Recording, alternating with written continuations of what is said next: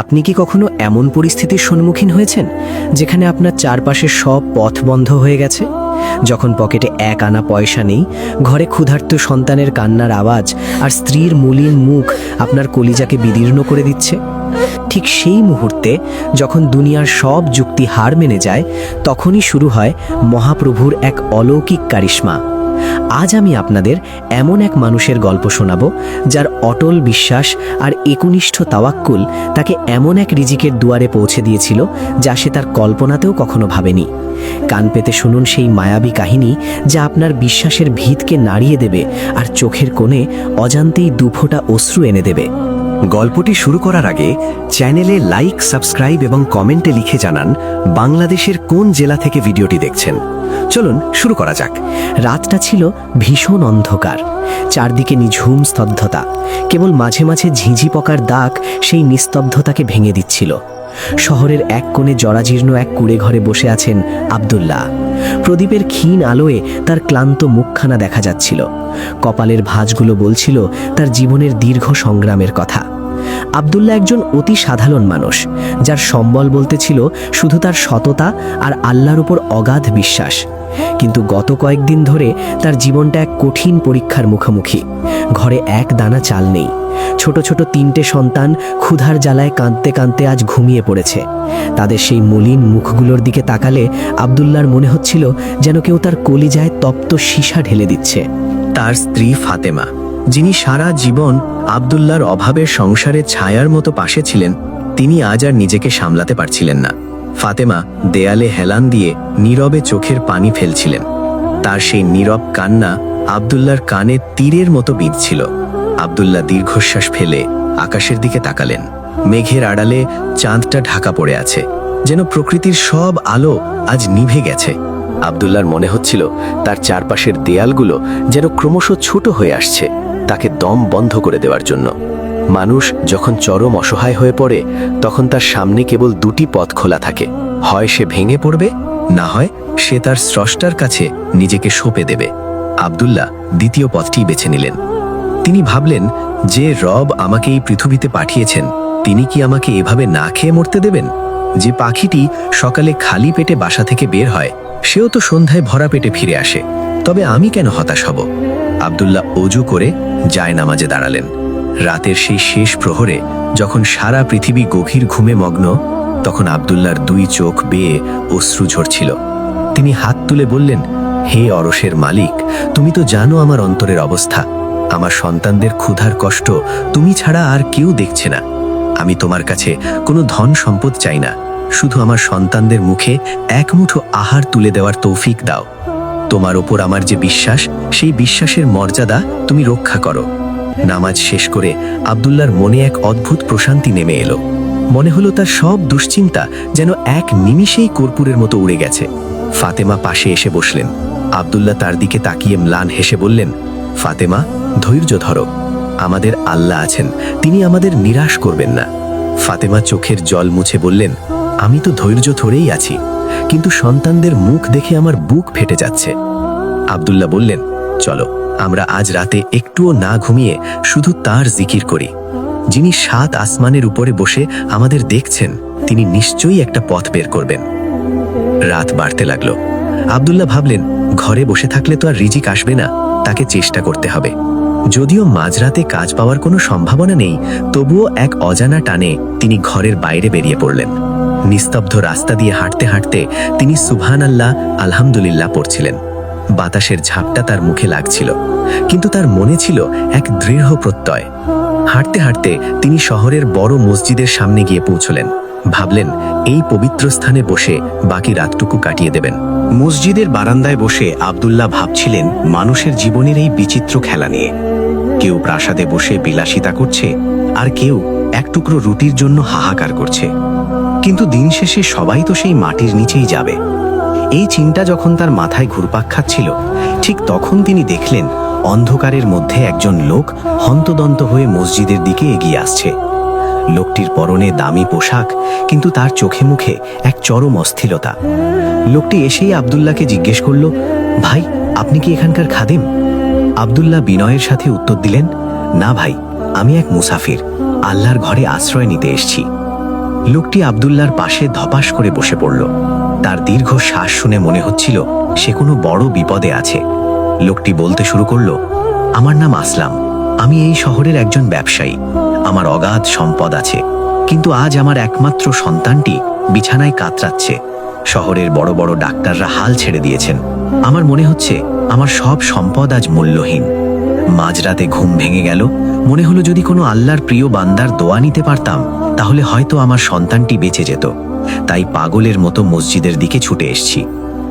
আব্দুল্লাহ লোকটির কথা শুনছিলেন আর মনে মনে ভাবছিলেন আল্লাহ হয়তো এভাবেই তার রিজিকের ব্যবস্থা করছেন। তিনি আসলামকে বললেন, ভাই, নিরাশ হবেন না। জীবন আর মৃত্যুর মালিক একমাত্র আল্লাহ। আপনি যদি আন্তরিকভাবে তার কাছে চান, তিনি অবশ্যই আপনার ডাকে সাড়া দেবেন। আসলাম কাঁদতে কাঁদতে আব্দুল্লাহর হাত ধরে বললেন, ভাই, আপনি কি আমার জন্য একটু দোয়া করবেন? আপনার চেহারা দেখে মনে হচ্ছে আপনি আল্লাহর খুব কাছের কেউ। আব্দুল্লাহর নিজেরই তো আজ নুন আনতে পান্তা ফুরোবার অবস্থা। তিনি নিজেকে খুব নগণ্য মনে করলেন। তবুও লোকটির আকুতি দেখে তিনি হাত তুললেন। মসজিদের সেই নির্জন বারান্দায় দুজন মানুষ, একজন বিত্তশালী কিন্তু মানসিকভাবে বিধ্বস্ত, আর অন্যজন দরিদ্র কিন্তু ইমানে বলিয়ান, একসাথে আল্লাহর দরবারে হাত তুললেন। আব্দুল্লাহ অত্যন্ত আবেগের সাথে দোয়া করলেন। তার কণ্ঠস্বর কাঁপছিল, চোখের পানিতে গাল ভিজে যাচ্ছিল। তিনি বলতে থাকলেন, হে আল্লাহ, তুমি এই বাবার আর্তনাদ কবুল করো। তুমি যেমন আমাকে আজ পরীক্ষায় ফেলেছ, তেমনি তাকেও ফেলেছ। আমাদের দুজনের ওপরই তুমি রহমত নাজিল করো। আব্দুল্লাহর সেই মায়াবী দোয়া আসলামের হৃদয়ে গিয়ে বিঁধল। তার মনে হলো তার হৃদয়ের পাথরটা যেন সরে যাচ্ছে। দোয়া শেষ করে আসলাম দীর্ঘক্ষণ চুপ করে রইলেন। এরপর তিনি পকেট থেকে একটা খাম বের করে আব্দুল্লাহর হাতে দিতে চাইলেন। আব্দুল্লাহ পিছিয়ে গিয়ে বললেন, না ভাই, আমি দোয়ার বিনিময় নেই না। আমি যা করেছি তা কেবল আল্লাহর সন্তুষ্টির জন্য। আসলাম বললেন, না ভাই, এটা দোয়ার বিনিময় নয়, এটা আমার পক্ষ থেকে আপনার জন্য একটা উপহার। আপনি হয়তো জানেন না আপনার এই কথাগুলো আর দোয়া আমার মনে কতটা শক্তি জুগিয়েছে। দয়া করে এটা ফিরিয়ে দেবেন না। আব্দুল্লাহ অনেক না করার পরও আসলাম জোর করে খামটা তার হাতে গুঁজে দিয়ে দ্রুত চলে গেলেন। আব্দুল্লাহ খামটা হাতে নিয়ে স্তব্ধ হয়ে দাঁড়িয়ে রইলেন। তিনি বুঝতে পারছিলেন না এর ভেতরে কি আছে। খামটা খুলতেই তার চোখ কপালে উঠল। সেখানে অনেকগুলো নোট। এত টাকা তিনি তার জীবনে একসাথে কখনো দেখেননি। তার মনে হলো তার হাত পা কাঁপছে। এটা কি সত্যি, নাকি তিনি স্বপ্ন দেখছেন? তার সেই একনিষ্ঠ তাওয়াক্কুলের ফল কি এত তাড়াতাড়ি চলে এলো? আব্দুল্লাহ তৎক্ষণাৎ সিজদায় লুটিয়ে পড়লেন। তার দু চোখ দিয়ে ঝরঝর করে অশ্রু ঝরতে লাগলো। তিনি বারবার বলতে লাগলেন, হে আমার রব, তুমি সত্য, তোমার ওয়াদা সত্য। তুমি সত্যিই অভাবীকে এমনভাবে রিজিক দাও যা সে কল্পনাও করতে পারে না। আব্দুল্লাহ দ্রুত বাড়ির দিকে পা বাড়ালেন। তার মনে এখন আর কোনো ক্লান্তি নেই, আছে শুধু একরাশ আনন্দ আর কৃতজ্ঞতা। পথে একটি রুটির দোকান খোলা দেখে তিনি সেখান থেকে তাজা গরম রুটি, মধু আর কিছু ফলমূল কিনলেন। যখন তিনি বাড়িতে পৌঁছালেন তখন ফাজারের আজান হচ্ছিল। ফাতেমা তখনও জায়নামাজে বসে দোয়া করছিলেন। আব্দুল্লাহ যখন খাবারের ব্যাগ আর টাকার খামটা তার সামনে রাখলেন, ফাতেমা বিস্ময়ে নির্বাক হয়ে গেলেন। তিনি শুধু বললেন, আব্দুল্লাহ, এগুলো কোথা থেকে এলো? আব্দুল্লাহ কান্নার স্বরে বললেন, ফাতেমা, এগুলো আমাদের রবের পক্ষ থেকে আসা উপহার।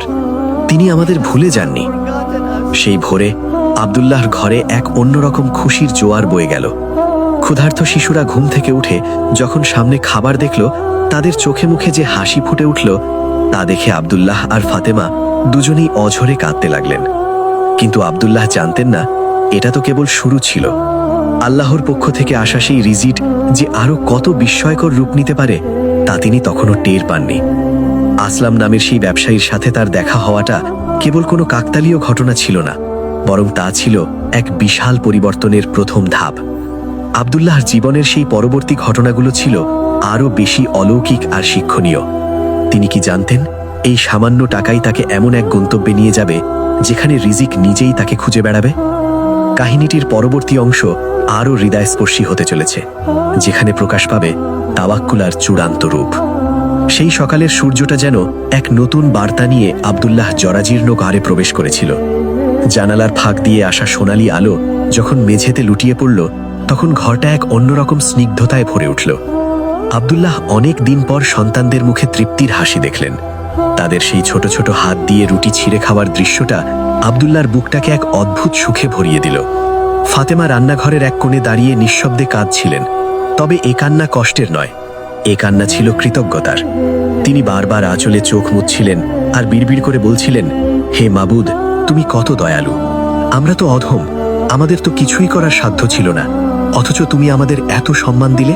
আব্দুল্লাহর মনে এক অদ্ভুত ভাবান্তর শুরু হলো। তার হাতে এখন যে টাকাগুলো আছে তা দিয়ে তিনি হয়তো কয়েক মাস রাজার হালে চলতে পারবেন, কিন্তু তার ভেতরের একনিষ্ঠ তাওয়াক্কুল তাকে বলছিল, এই রিজিক কেবল ভোগের জন্য নয়, এটা একটা আমানত। তিনি ভাবলেন, আল্লাহ যখন আমার পথ খুলে দিয়েছেন তখন নিশ্চয়ই এর পেছনে আরো বড় কোনো উদ্দেশ্য আছে। তিনি স্থির করলেন, এই টাকার একটা বড় অংশ তিনি অন্য কোনো অভাবী মানুষের জন্য খরচ করবেন। ফাতেমার সাথে বিষয়টি নিয়ে কথা বলতেই তিনি সহমত হলেন। ফাতেমা বললেন, আব্দুল্লাহ, যখন আমাদের কিছুই ছিল না তখন তিনি দিয়েছেন, এখন যখন আছে তখন তা বিলিয়ে দিলে তিনি আরো দেবেন, এটাই তো বিশ্বাস। দিন তিনেক পর আব্দুল্লাহ যখন বাজারের এক কোণে বসে ভাবছেন কি কাজ করা যায়, তখন হঠাৎ দেখলেন একটি দামি গাড়ি তার সামনে এসে থামল। গাড়ি থেকে নামলেন সেই ব্যবসায়ী আসলাম। তার চোখে মুখে আজ আর সেই অস্থিরতা নেই, বরং এক স্বর্গীয় প্রশান্তি খেলা করছে। আসলাম দ্রুত পায়ে আব্দুল্লাহর দিকে এগিয়ে এলেন এবং তাকে জড়িয়ে ধরলেন। তার চোখ দিয়ে জল গড়িয়ে পড়ল। আসলাম বললেন, ভাই আব্দুল্লাহ, আমি আপনাকে সারা শহর খুঁজেছি। আপনি জানেন না সেদিন আপনার সেই দোয়ার পর কি এক অলৌকিক ঘটনা ঘটে গেছে। আমার ছেলে, যাকে ডাক্তাররা মৃত ঘোষণা করার অপেক্ষায় ছিল, সে আজ সম্পূর্ণ সুস্থ। ডাক্তাররা একে মিরাকল বলছে, কিন্তু আমি জানি এটা আপনার সেই চোখের পানির ফল। আব্দুল্লাহ বিনয়ের সাথে মাথা নিচু করে বললেন, ভাই, সব প্রশংসা আল্লাহর, আমি তো সামান্য এক গুনাহগার বান্দা মাত্র। আসলাম তাকে ছাড়লেন না। তিনি বললেন, আমি আজ আপনাকে কৃতজ্ঞতা জানাতে আসিনি, আমি এসেছি আপনাকে আমার অংশীদার করতে। আমার বড় একটি শস্যের গুদাম আছে যেখানে সততার বড় অভাব। আমি চাই আপনি সেটার দায়িত্ব নিন। আমি আপনাকে বেতন দেব না, বরং লাভের একটা অংশ আপনার হবে। আব্দুল্লাহ অবাক হয়ে আসলামের দিকে তাকিয়ে রইলেন। তিনি কি ঠিক শুনছেন? কয়েকদিন আগেও যার ঘরে এক মুঠো চাল ছিল না, আজ তাকে বিশাল এক ব্যবসার অংশীদার হওয়ার প্রস্তাব দেওয়া হচ্ছে। আব্দুল্লাহর মনে পড়ে গেল সেই রাতের কথা, যখন তিনি অন্ধকার আকাশের নিচে দাঁড়িয়ে আল্লাহর কাছে শুধু এক বেলা খাবারের জন্য চোখের জল ফেলেছিলেন। আর আজ আল্লাহ তাকে রিজিকের এক অফুরন্ত ভাণ্ডারের দিকে ডাকছেন। এটাই কি তবে সেই তাওয়াক্কুলের ফল? আব্দুল্লাহ ভাবলেন, তিনি যদি তখন মানুষের কাছে হাত পাততেন তবে হয়তো এক বেলা খাবার পেতেন, কিন্তু তিনি কেবল তার রবের কাছে চেয়েছিলেন বলেই আজ রবের সৃষ্টিরা তার দুয়ারে কড়া নাড়ছে। আব্দুল্লাহ আসলামের প্রস্তাবে রাজি হলেন, তবে একটি শর্তে, তিনি সেই লভ্যাংশের অর্ধেক অংশ এতিম আর অসহায়দের কল্যাণে ব্যয় করবেন। আসলাম মুচকি হেসে বললেন, আপনার মতো মানুষ পাশে থাকলে আমার ব্যবসায় বরকত আসবেই। নতুন কাজ শুরু করলেন আব্দুল্লাহ, কিন্তু তার জীবনযাত্রায় কোনো জৌলুস এলো না। তিনি সেই পুরনো কুড়ে ঘরেই রইলেন। ফাতেমাও আগের মতোই সাদাসিধে জীবনযাপন করতে লাগলেন। আব্দুল্লাহর সততা আর পরিশ্রমের ফলে আসলামের ব্যবসায় অভাবনীয় উন্নতি হতে লাগলো। দূর দূরান্ত থেকে মানুষ আব্দুল্লাহর সাথে ব্যবসা করতে আসত। তবে আব্দুল্লাহর একটি বিশেষ নিয়ম ছিল, ব্যবসার কাজে যখনই কেউ কোনো বিপদে পড়ত, আব্দুল্লাহ সবার আগে তার পাশে দাঁড়াতেন। তিনি বলতেন, রিজিক দেওয়ার মালিক আল্লাহ, আমি শুধু উসিলা মাত্র। একদিন এক বৃদ্ধ লোক আব্দুল্লাহর অফিসে এলেন। লোকটির গায়ের কাপড় জায়গায় জায়গায় তালি দেওয়া, পায়ে ছেঁড়া স্যান্ডেল।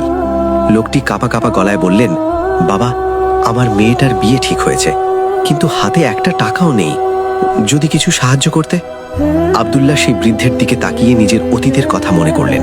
তার মনে হলো একসময় তিনিও তো এমন অসহায় ছিলেন। তিনি তৎক্ষণাৎ আলমারি খুলে মোটা অঙ্কের কিছু টাকা লোকটির হাতে তুলে দিলেন। বৃদ্ধ লোকটি অবাক হয়ে বললেন, বাবা, আমি তো এত চাইনি। আব্দুল্লাহ মায়াবী স্বরে বললেন, চাচা, এটা আমি দিচ্ছি না, এটা আপনার রিজিক, যা আল্লাহর কাছে জমা ছিল। আমি শুধু আপনার কাছে পৌঁছে দেওয়ার মাধ্যম হলাম। বৃদ্ধ লোকটি কাঁদতে কাঁদতে বিদায় নিলেন। এই ঘটনার কয়েকদিন পর আব্দুল্লাহ এক কঠিন পরীক্ষায় পড়লেন। ব্যবসার একটু বড় চালানের মাল বোঝাই জাহাজ সমুদ্রের ঝড়ের কবলে পড়ল।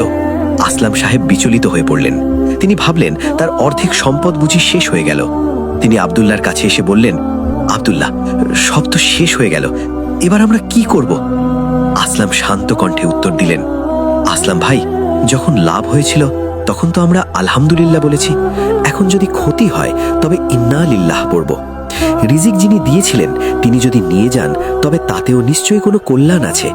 আপনি চিন্তা করবেন না, আমাদের তাওয়াক্কুল যেন নড়ে না যায়। আসলাম অবাক হয়ে আব্দুল্লাহর চেহারার দিকে তাকিয়ে রইলেন। এমন চরম বিপদেও একজন মানুষ কিভাবে এত শান্ত থাকতে পারে? আব্দুল্লাহ সেই রাতেও জায়নামাজে বসে আল্লাহর কাছে দীর্ঘ সময় দোয়া করলেন। তিনি বললেন, হে আল্লাহ, তুমি যদি এই সম্পদে আমাদের জন্য অকল্যাণ দেখে থাকো তবে তা নিয়ে নাও, আমাদের ঈমানকে তুমি রক্ষা করো। পরদিন সকালে সংবাদ এলো জাহাজটি ডুবে যায়নি, বরং ঝড়ের ঝাপটায় সেটি পাশের একটি দ্বীপে আটকে গিয়েছিল এবং সেখান থেকে স্থানীয় জেলেরা সেটিকে নিরাপদে তীরে নিয়ে এসেছে। আসলাম আনন্দে আত্মহারা হয়ে গেলেন। তিনি বুঝতে পারলেন আব্দুল্লাহর সাথে থাকা মানেই হলো আল্লাহর রহমতের ছায়াতলে থাকা। আব্দুল্লাহর খ্যাতি চারিদিকে ছড়িয়ে পড়ল, কিন্তু এই খ্যাতির মাঝেও তিনি তার সেই মায়াবী সরলতা হারাননি। তিনি প্রায়ই রাতের অন্ধকারে ছদ্মবেশে শহরের অলিগলিতে ঘুরে বেড়াতেন। দেখতেন কোথায় কার ঘরে চুলা জ্বলছে না, কার সন্তান ক্ষুধার্ত। তিনি চুপি চুপি তাদের দরজার সামনে খাবার আর টাকা রেখে আসতেন। কেউ জানত না এই দাতা কে। আব্দুল্লাহর এই নীরব দানই ছিল তার অন্তরের প্রশান্তি। তিনি উপলব্ধি করেছিলেন রিজিক কেবল নিজের পেট ভরার নাম নয়, বরং অন্যের মুখে হাসি ফোটানোর নামই হলো প্রকৃত রিজিক। এক বিকেলে আব্দুল্লাহ নদীর পাড়ে বসে সূর্যাস্ত দেখছিলেন। আকাশের রংটা ঠিক সেই রাতের মতো রাঙা হয়ে আছে। তার মনে পড়ল সেই সময়ের কথা যখন তিনি জীবনের সব আশা ছেড়ে দিয়েছিলেন। আজ তার কাছে অনেক কিছু আছে, কিন্তু তার মন পড়ে আছে সেই মহান সত্তার কাছে যিনি তাকে কখনো একা ছাড়েননি। হঠাৎ তার সামনে এক যুবক এসে দাঁড়ালো। যুবকের চোখ দুটো ছলছল করছে। সে আব্দুল্লাহকে জিজ্ঞেস করল, চাচা, আমি অনেক পড়াশোনা করেছি, কিন্তু কোথাও চাকরি পাচ্ছি না। মা অসুস্থ, ঘরে খাবার নেই। আমি কি তবে সব শেষ করে দেব? আব্দুল্লাহ যুবকটির মাথায় হাত রেখে এক মায়াবী হাসি দিলেন। তিনি বললেন, বাবা, তুমি কি জানো রিজিক কোথায় থাকে? যুবকটি মাথা নিচু করে বলল, জানি না চাচা। আব্দুল্লাহ বললেন, রিজিক তোমার কপালে লেখা আছে, আর তার চাবিকাঠি আছে আসমানে। তুমি যদি পৃথিবীর সব দরজায় কড়া নাড়ো আর আসমানের দরজাটা ভুলে যাও, তবে তুমি সারা জীবন রিক্ত হস্তই থাকবে। একনিষ্ঠভাবে তার উপর ভরসা করো যিনি তোমাকে সৃষ্টি করেছেন। দেখবে রিজিক নিজেই তোমাকে খুঁজে বের করবে। যুবকটির চোখে এক নতুন আশার আলো জ্বলে উঠল। আব্দুল্লাহ বুঝতে পারলেন তার জীবনের গল্প আজ অন্যের প্রেরণা হয়ে দাঁড়িয়েছে। কিন্তু আব্দুল্লাহর নিজের জীবনে আরও এক বড় মোড় আসা বাকি ছিল। আল্লাহর পক্ষ থেকে আসা সেই রিজিক যে কেবল দুনিয়ার ধন সম্পদ নয়, বরং আরও গভীর কিছু হতে পারে, তা তিনি শীঘ্রই বুঝতে চলেছেন। কাহিনীটি যেখানে মোড় নেবে সেখানে কেবল চোখের জল আর শুকরিয়া ছাড়া আর কিছুই থাকবে না। সেই যুবকটি যখন আব্দুল্লাহর কথা শুনে এক বুক আশা নিয়ে ফিরে গেল, আব্দুল্লাহ দীর্ঘক্ষণ নদীর স্রোতের দিকে তাকিয়ে রইলেন। সময়ের চাকা ঘুরতে লাগলো। দিন যায়, মাস যায়, বছর পেরিয়ে যায়। আব্দুল্লাহর জীবনে এখন প্রাচুর্যের কোনো অভাব নেই। তার ব্যবসা শহর ছাড়িয়ে দেশ বিদেশে ছড়িয়ে পড়েছে। তার সন্তানেরা এখন বড় হয়েছে, তারা উচ্চশিক্ষায় শিক্ষিত। কিন্তু আব্দুল্লাহর সেই সাদাসিধে কুঁড়ে ঘরটি আজও তেমনি আছে। তিনি প্রাসাদে যাওয়ার সুযোগ পেলেও নিজের সেই পুরনো ভিটেটি ছাড়েননি, কারণ এই ঘরটি তাকে মনে করিয়ে দেয় তার সেই চরম অভাবের দিনগুলোর কথা, যে রাতে তিনি আর ফাতেমা ক্ষুধার জ্বালায় কেঁদেছিলেন। তিনি মনে করেন যে অভাব তাকে আল্লাহর কাছে নিয়ে গিয়েছিল, সেই অভাবই ছিল তার জীবনের শ্রেষ্ঠ সম্পদ। ফাতেমা এখন আগের চেয়ে অনেকটা দুর্বল হয়ে পড়েছেন, তবে তার চেহারায় এক অপার্থিব নূর ঝলমল করে। একদিন বিকেলের ম্লান আলোয় ফাতেমা আব্দুল্লাহর পাশে এসে বসলেন। তিনি মৃদু স্বরে বললেন, আব্দুল্লাহ, আমাদের জীবনের অনেকটা সময় তো পার হয়ে গেল। আল্লাহ আমাদের যা দিয়েছেন আমরা তা কল্পনাও করতে পারিনি। আমার কেবল একটা শেষ ইচ্ছা আছে। আব্দুল্লাহ পরম মমতায় ফাতেমার দিকে তাকিয়ে বললেন, বলো ফাতেমা, তোমার কি ইচ্ছা? ফাতেমা চোখের জল মুছে বললেন, আমি চাই আমাদের এই সমস্ত সম্পদ থেকে একটি বিশাল মুসাফিরখানা আর একটি এতিমখানা তৈরি করতে, যেখানে কোনো মানুষ ক্ষুধার্ত থাকবে না, যেখানে কেউ আশ্রয়ের অভাবে কাঁদবে না। আমি চাই আমাদের রিজিক যেন কেবল আমাদের মাঝেই সীমাবদ্ধ না থাকে। আব্দুল্লাহর চোখ ভিজে এলো। তিনি ফাতেমার হাত ধরে বললেন, ফাতেমা, তুমি আমার মনের কথাটিই বলে দিলে। আমি তো কেবল এই সম্পদের পাহারাদার মাত্র। চলো আমরা আমাদের সব কিছু বিলিয়ে দিই সেই মহান সত্তার পথে, যিনি আমাদের শূন্য হাত পূর্ণ করেছিলেন। এরপর শুরু হলো এক বিশাল কর্মযজ্ঞ। আব্দুল্লাহ তার সম্পদের সিংহভাগ ব্যয় করে শহরের এক প্রান্তে এক বিশাল আশ্রয়স্থল নির্মাণ করলেন। সেখানে প্রতিদিন হাজার হাজার মানুষের খাবারের ব্যবস্থা হলো। আব্দুল্লাহ নিজে দাঁড়িয়ে থেকে সেই খাবার পরিবেশন করতেন। বড় বড় ব্যবসায়ীরা যখন তাকে দেখে অবাক হতো, তিনি শুধু মুচকি হেসে বলতেন, ভাই, আমি তো আমার আসল মালিকের পাওনা মিটিয়ে দিচ্ছি। জীবন সায়ান্নে এসে আব্দুল্লাহ একদিন অসুস্থ হয়ে পড়লেন। তার শরীর আর আগের মতো সাঁই দিচ্ছে না। বিছানায় শুয়ে শুয়ে তিনি জানালা দিয়ে আকাশের দিকে তাকিয়ে থাকেন। ফাতেমা শিয়রে বসে কোরআন তিলাওয়াত করেন। একদিন হঠাৎ সেই ব্যবসায়ী আসলাম সাহেব দেখা করতে এলেন। আসলামের বয়স হয়েছে, চুলে পাক ধরেছে। তিনি আব্দুল্লাহর হাত ধরে ফুপিয়ে কেঁদে উঠলেন। আসলাম বললেন, আব্দুল্লাহ ভাই, আপনি চলে গেলে আমার কি হবে? এই ব্যবসার কি হবে? আব্দুল্লাহ ক্ষীণ কণ্ঠে বললেন, আসলাম ভাই, আমি তো আসিনি চিরকাল থাকার জন্য। আমি যা রেখে যাচ্ছি তা কেবল দুনিয়ার ধন সম্পদ নয়। আমি রেখে যাচ্ছি আল্লাহর উপর সেই অটল বিশ্বাসের গল্প। আপনি প্রতিশ্রুতি দিন, আমার করা এই এতিমখানা আর মুসাফিরখানা যেন কখনো বন্ধ না হয়। আসলাম মাথা নেড়ে কথা দিলেন। সেদিন রাতটা ছিল ঠিক সেই রাতের মতো অন্ধকার যেদিন আব্দুল্লাহ প্রথম আল্লাহর কাছে হাত তুলেছিলেন। আব্দুল্লাহর ঘরের ভেতর এক অদ্ভুত সুগন্ধ ছড়িয়ে পড়ল। তার সন্তানেরা চারপাশে ঘিরে বসে আছে। আব্দুল্লাহ সবার দিকে একবার তৃপ্তির দৃষ্টিতে তাকালেন। এরপর ফাতেমার দিকে তাকিয়ে বললেন, ফাতেমা, মনে আছে সেই রাতের কথা যখন আমাদের ঘরে এক দানা চাল ছিল না? আজ দেখো আমার রব আমাদের কত সম্মান দিয়ে বিদায় নিচ্ছেন। তিনি আমাকে এমন রিজিক দিয়েছেন যা আমার কল্পনাকেও হার মানিয়েছে। আর সেই রিজিক কেবল টাকা পয়সা নয়, সেই রিজিক হলো তোমাদের ভালোবাসা আর আল্লাহর ওপর এই অবিচল বিশ্বাস। আব্দুল্লাহর শ্বাস ক্রমশ ছোট হয়ে আসছে। তার চোখের কোণে এক ফোঁটা অশ্রু টলমল করছে। তিনি বিড়বিড় করে বলতে লাগলেন, আলহামদুলিল্লাহ, আলহামদুলিল্লাহ। তার মুখমণ্ডলে এক স্বর্গীয় হাসি ফুটে উঠল। মনে হলো তিনি যেন দেখতে পাচ্ছেন সেই জান্নাতের বাগান যার ওয়াদা তার রব তাকে দিয়েছিলেন। উপস্থিত সবাই কান্নায় ভেঙে পড়ল, কিন্তু আব্দুল্লাহর সেই শান্ত মুখখানি দেখে মনে হচ্ছিল তিনি যেন এক গভীর ঘুমে নিমগ্ন হয়েছেন। তার মৃত্যু সংবাদ ছড়িয়ে পড়লে সারা শহর স্তব্ধ হয়ে গেল। হাজার হাজার মানুষ রাস্তায় নেমে এলো সেই মানুষটিকে শেষ বিদায় জানাতে, যে মানুষটি তাদের শিখিয়েছিল তাওয়াক্কুল কি জিনিস। এখন আমার গলার আওয়াজটা হয়তো আপনাদের কাছে একটু অন্যরকম লাগছে, কারণ আমার বুকটা আজ এক অজানা কান্নায় ফেটে যাচ্ছে। আব্দুল্লাহর এই কাহিনী কেবল একটি গল্প নয়, এটা আমাদের প্রত্যেকের জীবনের আয়না। আমরা যখন সামান্য বিপদে পড়ি তখন কত সহজেই না হাহাকার শুরু করি। আমরা ভুলে যাই যে আমাদের মাথার উপরে একজন দয়ালু রব আছেন। আমরা মানুষের দ্বারে দ্বারে ঘুরি, কিন্তু যিনি রিজিকের মালিক তার কাছে চাই না। আজ এই মুহূর্তে নিজেকে একটু প্রশ্ন করুন তো, আপনার রিজিকের জন্য আপনি কি কখনো আব্দুল্লাহর মতো অঝরে কেঁদেছেন? আপনি কি কখনো সব দুশ্চিন্তা ছেড়ে ফেলে কেবল তার ওপর ভরসা করে জায়নামাজে দাঁড়িয়েছেন? বিশ্বাস করুন, আপনি যখন দুনিয়ার সব আশা ছেড়ে দিয়ে কেবল মহান আল্লাহর উপর ভরসা করবেন, তখনই দেখবেন আসমান থেকে রিজিকের দরজাগুলো আপনার জন্য খুলে যাচ্ছে। তিনি আপনাকে এমন ভাবে দেবেন যা আপনি আপনার কল্পনাতেও কখনো ভাবেননি। রিজিক মানে তো শুধু কারি কারি টাকা নয়, রিজিক মানে হলো আপনার মনে প্রশান্তি, আপনার নেক সন্তান, আপনার পরিবারের হাসি, আর শেষ নিঃশ্বাসের সময় ঈমানের সাথে বিদায় নেওয়া। আসুন না, আজ থেকে আমরাও সেই তাওয়াক্কুলের চর্চা করি। আমরা যেন রিজিকের পেছনে না ছুটে রিজিকের মালিকের পেছনে ছুটি। মনে রাখবেন, আল্লাহ কাউকে ফেরান না, তিনি কেবল ধৈর্য পরীক্ষা করেন। আর সেই পরীক্ষায় যে টিকে থাকে তার জন্য অপেক্ষা করে এক অলৌকিক উপহার। আমার কথাগুলো যদি আপনাদের মনে একটুও দাগ কেটে থাকে, তবে দয়া করে এই মায়াবী কাহিনীটি অন্যদেরও শোনান। হয়তো আপনার একটি শেয়ার কারো ভেঙে যাওয়া বিশ্বাসকে আবার জোড়া লাগিয়ে দিতে পারে। হে পরম করুণাময়, আমাদের সবাইকে একনিষ্ঠ তাওয়াক্কুল নসিব করো, আমাদের রিজিককে বরকতময় করো, আর আমাদের শেষ বিদায়কে সুন্দর করো। আমিন সুম্মা আমিন। সত্যি তিনি কতই না উত্তম রিজিক দাতা। একবার শুধু চেয়ে তো দেখুন, তিনি আপনাকে শূন্য হাতে ফেরাবেন না, কখনো না।